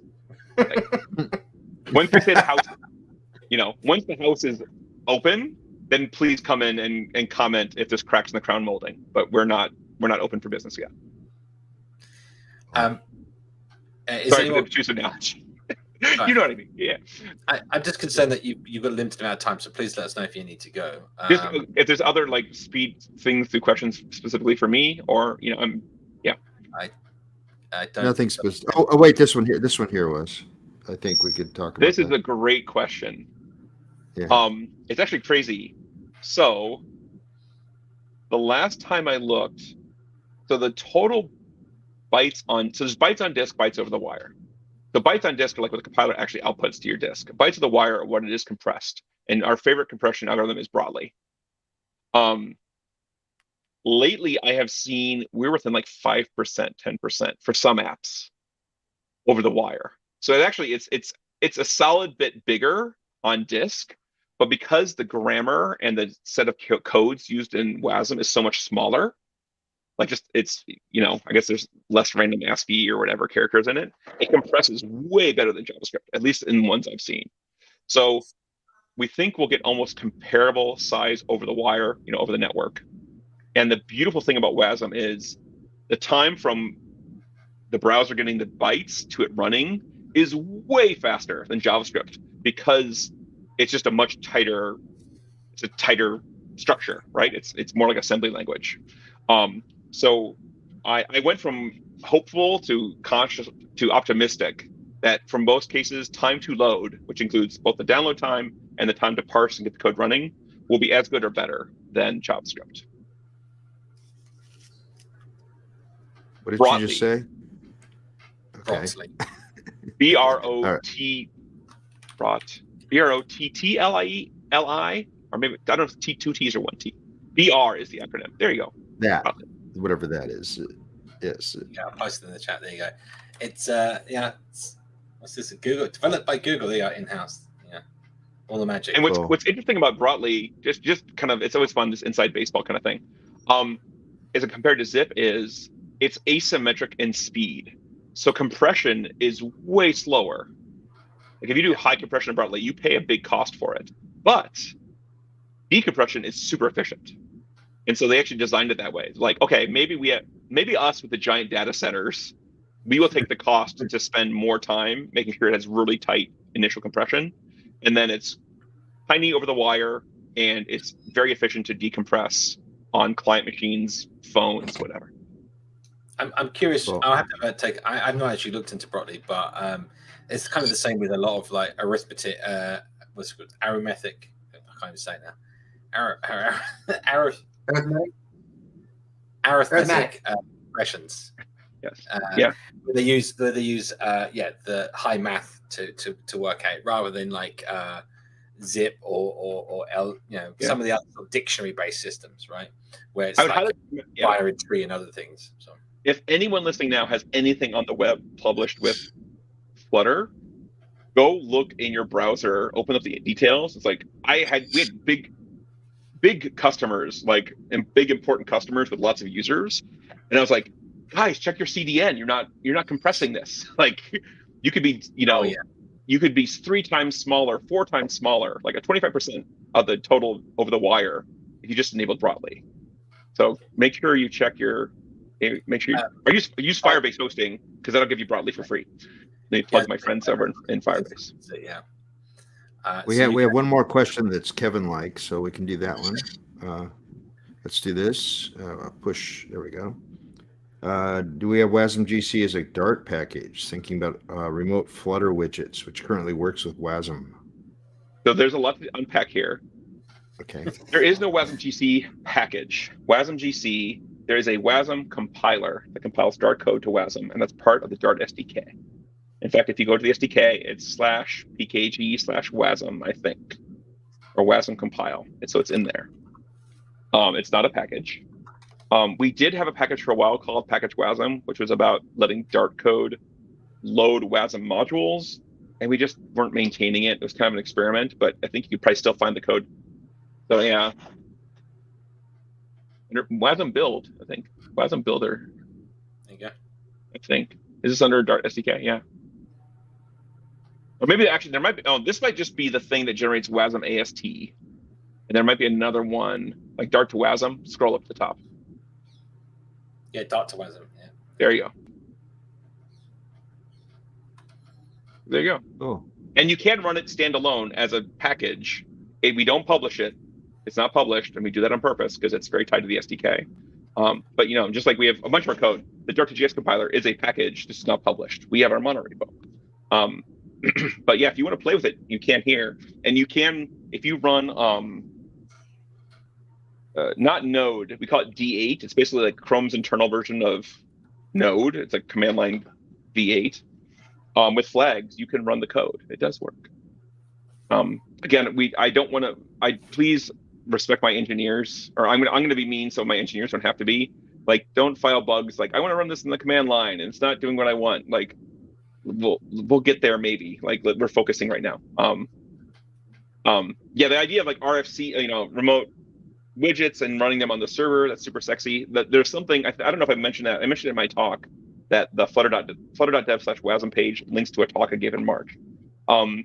We aren't ready to run Wasm standalone from Dart. We basically, because there's so many features that we just want from the browser stack, from the web stack. Like we use regex, like double printing. Like there's no how do you print a double? Like that doesn't exist in the Wasm standard. You have to re-implement it, and it's a lot of code. It's like we just use the browser's version of print, like to encode a double as a string. So we still rely on the JS engine. So we are a ways off from being able to run pure Dart to Wasm code in a standalone Wasm runtime. We assume you also have a JS runtime because we are hyper-focused on the browser story. We're hyper-focused on the Flutter web story. We might get there, but it's not a priority right now. Cool. We have one more about Wasm, and then we're going to, I don't think the rest of the questions are not Kevin specific, so. Good, and I can go eat lunch with my family. Exactly. Great question. These are such great questions. You folks don't understand how great these questions are because this is so nuanced. We have a smart audience. We have a brilliant audience. Well done, folks. I would actually recommend, if you're curious with the details, again, go to that flutter.dev/wasm. I linked to a talk I gave in March in Barcelona that gets into the details here because you're touching on a bunch of that stuff. So right now we do use Wasm as part of our bundle. It's called Canvas Kit. This is the Skia bits. So will Wasm make rendering faster? Yes, for two things. One is just because we can pump computation through Wasm faster than JavaScript. We are almost to the point where we have numbers there we feel really good about, but like we're seeing some really good numbers. Like we are definitely getting more. We're getting more computation per second per cycle out of Wasm than we were JavaScript. And because of how we're structuring things there, so we're binding Wasm to Wasm directly. That's this new work, this Squasm work that's going on. And related to that, although it's not necessarily necessary, but we just happen to bundle the work together, we are all also doing this work so that we can do off-thread rendering, which means when we, just like it talked about, Killian mentioned before, right, where, there's the 3 render phases. The third phase is actually done by the browser. The third phase is done by us, done by Flutter in the engine, where we take the render tree and turn it into, I forget the drawing tree. I forget what it's called. I should know this. Or the render. widgets elements. What was the one? Render objects. The render objects. So I think the work to turn the render objects into actual GL calls, I think that's it. I should know better. I have a lot going on. That bit is actually completely hoisted off thread in our Wasm world. And it just turns out it's a little bit easier now that we're in Wasm to do that. And so that's another place where you'll see performance benefits because we can leverage the fact you have multiple cores. So net, you should see improved rendering performance. You will see your the time takes to draw a frame reduced. You will see less jank. You will be able to do more per frame and still maintain smooth animation. That is our very optimistic hope. I don't have solid numbers there yet, and I'm actively working right now on getting demos out and making sure we're validating end-to-ends because I do not want to make promises that I can't stand up to scrutiny. But right now we're being very optimistic that Wasm will be a net win across the board. Well, thank you. And I'm going to finish Kevin, my lunch. You're all amazing. Yeah. It was so nice to meet you. Thank you Anytime, for coming by. Yeah. And I'm gonna have to hop on the train also and leave. Okay. Find me on the internet. Ciao. Have a great day. Yep. You too. The internet, that's some sort of fad, right? I've heard of that. Yeah, what is that thing? What is that thing? We have a lot of questions still. I don't know if we're going to get through them all, but we can try. Killian, if you need to head off, feel free. Don't feel like you have to stick around. I have a couple of minutes, yeah. Yeah, I was going to say, feel free to answer any of the questions before we jump on to something else. That thing I couldn't remember. It was called the Play Referrer API for tracking your installs, and there's an article here about how you add it to your package. So I'll pop that in the chat for the. I don't remember the questioner's name, but that's the thing you're missing. And there's also like iOS installation tracking you can also do through the same thing. Again, just start Googling it, but it's called installation tracking or the Play Referrer API. They misspelled refer the same way the HTTP people did. That's so crazy. That's so great. It's done on purpose, right, for this exact sort of thing. But yeah, Okay. Play Install Referrer. So generally speaking, I don't know if there's actually a pub package for this. Maybe I should check. Hang on. Yeah. But That's funny.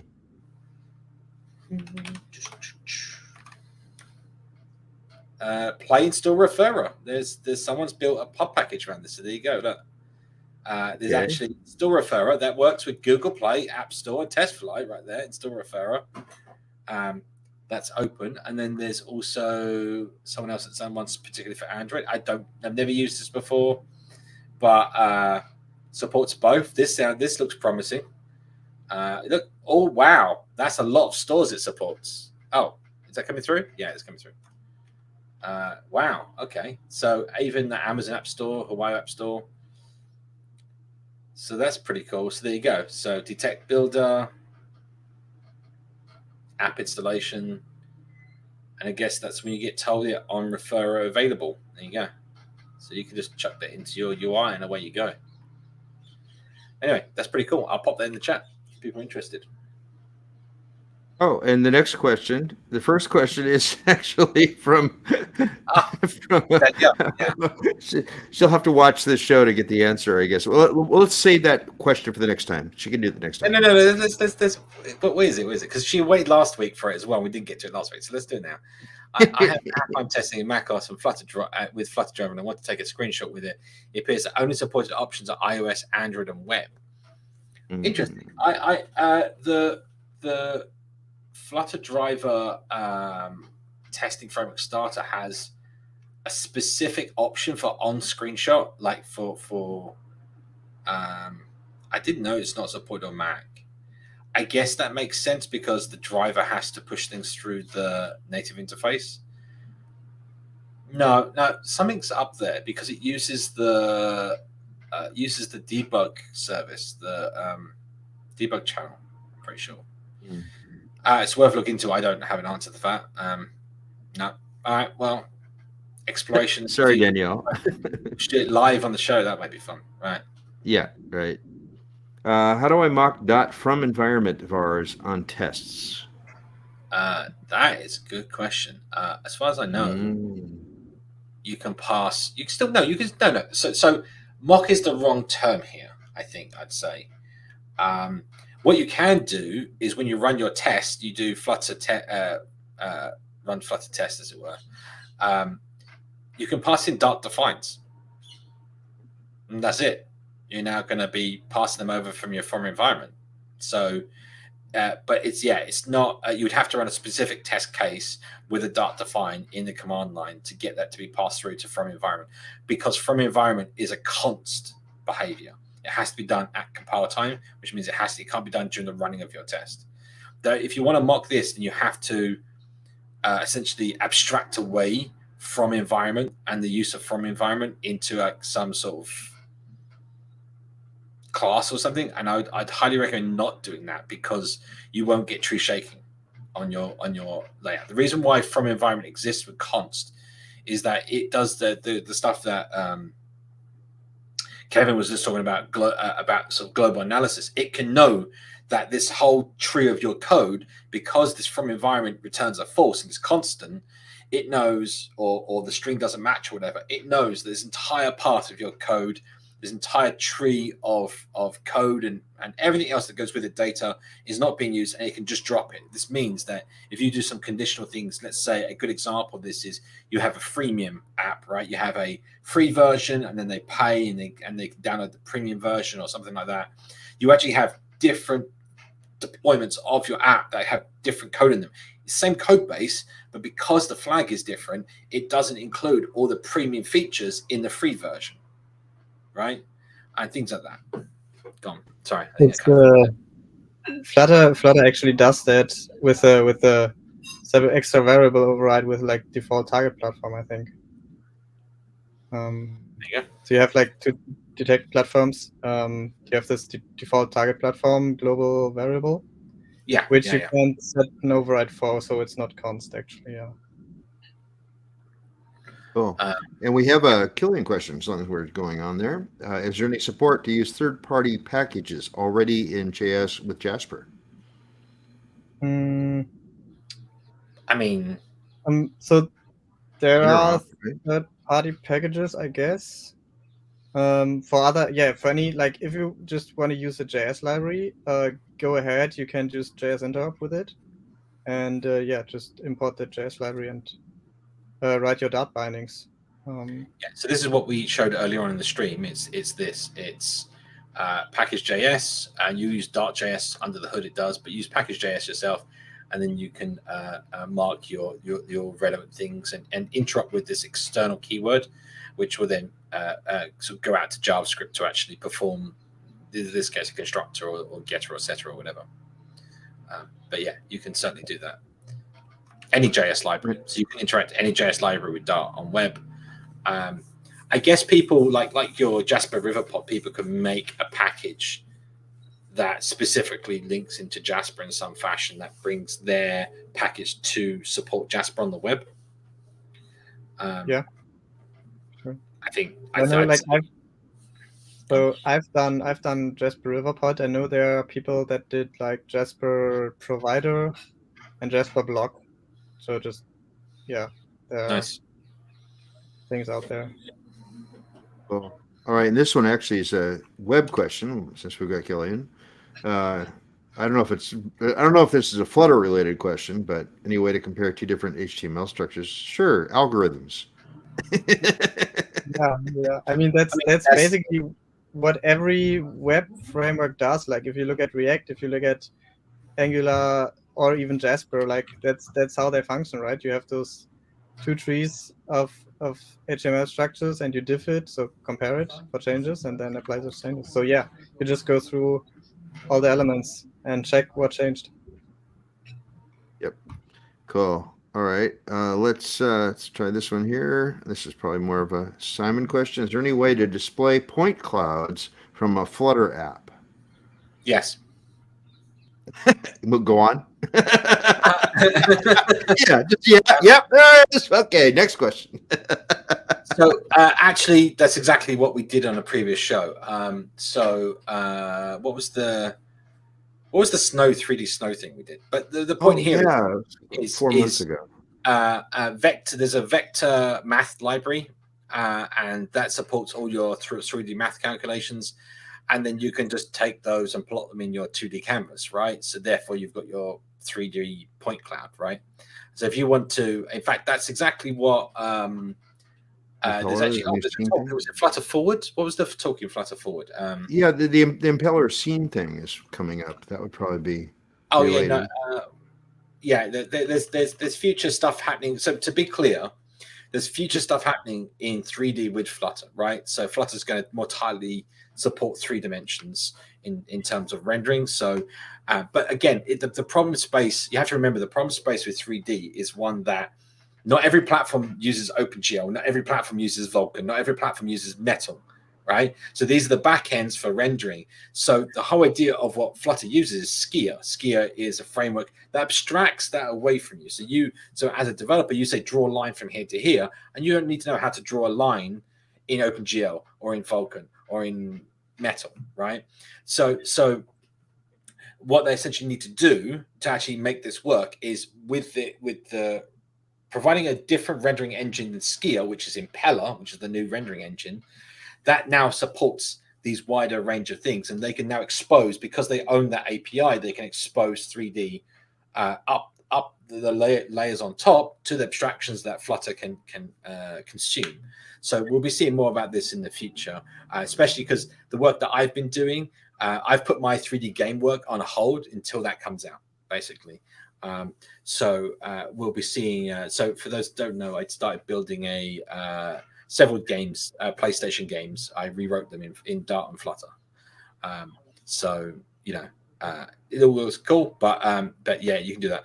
And Canvas, for that answer, Canvas has a draw vertices function, canvas.draw vertices, And that's the thing you want to be calling to do your is 2D vertices. So you still have to do the math to convert your 3D to 2D.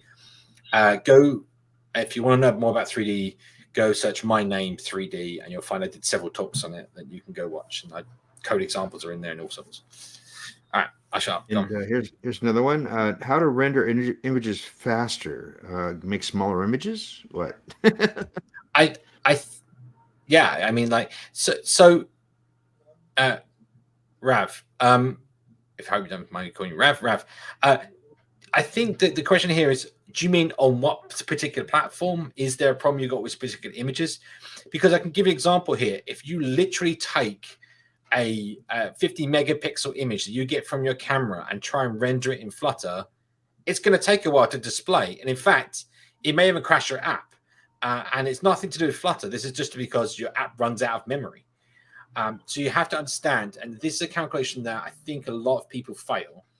A lot of developers fail in understanding, specifically on mobile, and that is when an image is loaded, it may be like, let's say you download a 1 megabyte JPEG, but if that JPEG represents 4K by 4K pixels, for example, right?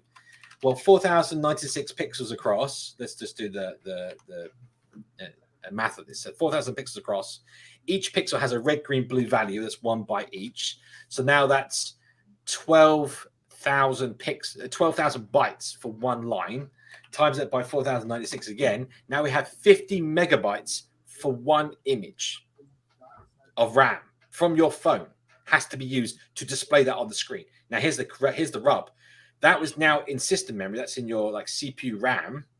It then has to be transferred to the GPU, and it uses up twice the amount of memory if you're not careful. So there's a lot of optimizations that go into building software when you're dealing with imagery and video, that it actually decodes in hardware directly with the GPU, because then you don't get that doubling. You don't have to do the processing. Caching and other things can also, several platforms crash if your images have too high resolutions. We notice a lot in flight. Yeah, exactly, right? Also, to be clear, the reason why they also crash is because the GPUs have a limited texture size. For ES2, I believe it's 4K, but it can easily be, I think they went up to 16K at one point for ES 3.1 or 3.2 or something. But it also depends on the exact GPU manufacturer and everything else, right? And when you're writing software at that level, you need to do that detection. You can actually query the APIs and go, okay, what do you support? Okay, you support this much, or only decode portions of bitmaps. So I'll just lead you on to a little bit of a sidetrack story here, just to explain. For example, the very first Android phones had 64 megabytes of RAM total. Wow. Total for all your apps running. Now you go, okay, that's the apps were pretty simple back then. That's fine, but your app that meant that your app was given 4 megabytes of RAM. That was it. To run your app, it had 4 megabytes of RAM. You just laugh at that nowadays, right? But you could request from the operating system to be special and have 16 megabytes of RAM out of your 64.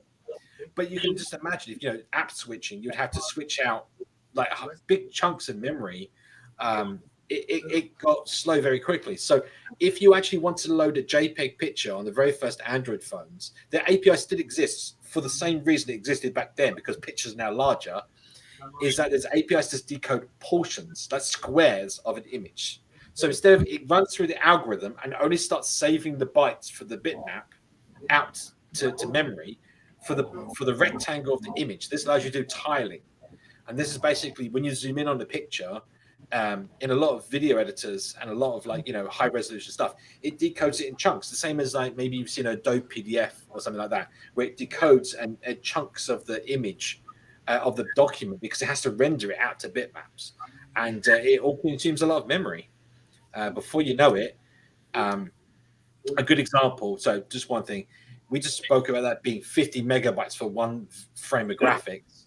You imagine you got to do that 60 times a second. So was it 50 megabytes per frame?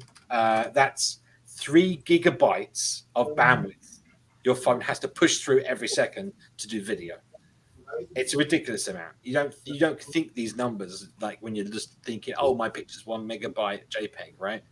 So yeah. Anyway, sorry, I do hark on about that, but it's information every developer needs to know. We got a few more questions, and it's almost the top of the hour, so let's hurry up and do this. I think I'm also gonna head off. So thanks for having me. Thanks, Dylan. Come back anytime. Yeah. I do. Goodbye. And Ciao. watch us make mistakes with Jasper and stuff. Okay. All right. Last for you. Good. Go. Is there a method to integrate Google AdSense into Flutter Web? Pass. I've never tried it. I would go search on Pub for the official packages. You need to be careful that you're using official packages. I think I said this last week, and the similar question came up. You can be, because of the way that Flutter renders its own canvas, it can be seen that you're trying to simulate clicks, and therefore you might get your AdSense account banned. So you need to make sure that you're using the official packages so that everything's been done above board. Yep. This one we may not be able to answer. Sorry. Based on the advert stuff, you can always put an iframe in your Flutter web application and actually have that on. It's kind of on top of your app. So depending on how you want to put where you want to put your ads and things, that also may work, and that would be perfectly fine. And that's just like standard JS AdSense. You could just include the JS package, use the JS interop we just showed, call out to the AdSense library, and then display like an iframe. You can do that. Okay. As Sharbird hacked compiler to support code push, can it be enabled in Dart or Flutter Web to support hot reload? So I don't know if they hacked the compiler. They definitely hacked the engine. There's a difference there. Yeah. Just to be clear. I think the compiler still output what it normally output. I don't know the details. I did actually speak to Eric Seidel at FlutterCon, and he said he would love to come on the show. And talk about this. So we'll have a show once we arrange that. We'll have a show upcoming where we can talk specifically Shorebird, code push, and also all those code push questions that everyone keeps asking us about. So right, okay, yeah. And AI barcode scanners there with UI customization. Missing a couple of verbs in that sentence, but I guess looking for. I think that was a question, or was that a statement? AI barcode scanner. Is there a UI customization? Oh, I mean, so the way that you would normally do this yourself is you just present the camera, use the camera package to present camera widget. You do the UI however you want and put the camera view. You can overlay it, you can crop it, you can do whatever you want in terms of UI, and then you can like overlay a target or whatever you want. And then the end result is when they press the button or whatever, or you feed each of the frames through to the ML image processor, and then it will tell you when it detects a barcode, normally where it is in the frame as well, so you can highlight it. And that's exactly how the Google Pixel camera app does it, and the iOS camera app does it. They usually hover over a barcode and shows you, right? You can do that. Last question. Using Dart patterns, I wonder if it's possible to make a record with some stuff in it as a const variable, not a pattern. You can't make a pattern as a const. That doesn't work that way. Well, can you make a record a const? You can make well, all records are inherently const because they can't be mutated.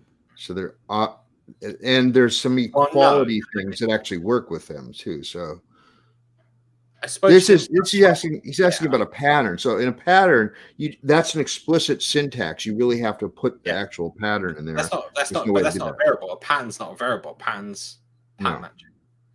A pattern's code, whereas a record is data.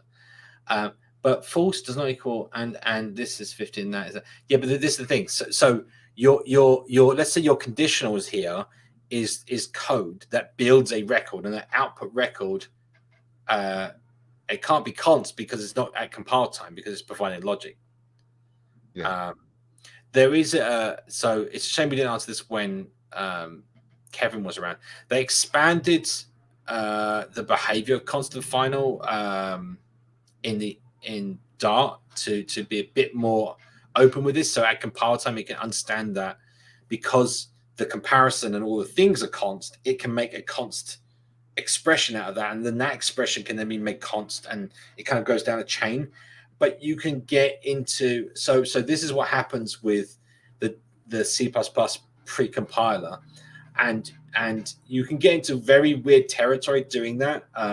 You can get into like circular dependency problems, and you can get into problems where the code is written in such a way that it causes big pauses because it has to do a lot of follows down lots of semantic trees.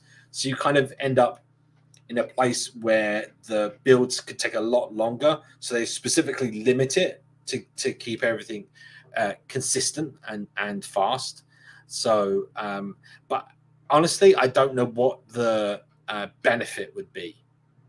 Well, I like the goal though, which is how to make a switch more readable. And yeah, you're kind of stuck with putting all the logic on that left side of the arrow for the pattern that you're matching, so that you can have the right side expression pop up. And it's really no place to refactor that, to hide that. It's going to be some explicit pattern, and the pattern has to all be written there. We don't have a way of factoring and carrying patterns around. Patterns are not a data object. They're just they're a syntax. Yeah, so it's a little hard to do that. Anyway, but that is it. You could store the output of a pattern match, let's say, in a record, and then you could then switch on that record, I guess. But it still wouldn't be constant. It would clean it up visually, but I don't think it would be what you're looking to do. 15 seconds. Let's do it. Let's wrap up the show. One last thing. For those that don't know, right now, I'm afraid you're too late for Flutter and Friends. That's now underway. Maybe you can get last minute tickets. I don't know, but you can try. There's a discount there. So if you can be in Stockholm this weekend, then yeah. So there's 3rd to the 5th. So that's Sunday through to Tuesday. I got my dates wrong, but yeah. So you've got that available, and then coming up at the end of the month is Flutter Firebase Festival, or F3, happening in Prague, and you'll check out the website f3.events if you want to get tickets. There's a lot of community. You're not too late. Lucas is here. There we go. He's the organizer. So, and also in Prague, there's this event happening, and discounts are available online at various other places. I'm sure we'll be announcing some discounts as well on the community Twitter account and things. So make sure you follow the community, and you get some discounts. And to everybody in the U.S., have a safe Labor Day weekend. Normally, I would have been going to Dragon Con. Did that 14 years in a row, but not the last couple of years because of COVID and stuff. So anyway, but happy Labor Day weekend to those of you in the States. Yeah, I think that kind of wraps it up. I think we're finishing on time for once. This is brilliant. Yep. So thanks for joining us. Sorry we didn't get to live coding, but I think it was worth it. We had some great guests join us midstream. Very cool, very intense. I enjoy those. I will be back next week as always, and we'll see you all in 166 hours right here. Yeah, we'll see you again. And I think we're gonna post the link for next week right after the show. And we're gonna get into that habit so everyone can stick it in their calendars and be warned ahead of time. All right, thanks very much, and we'll see you again soon. Bye. Bye.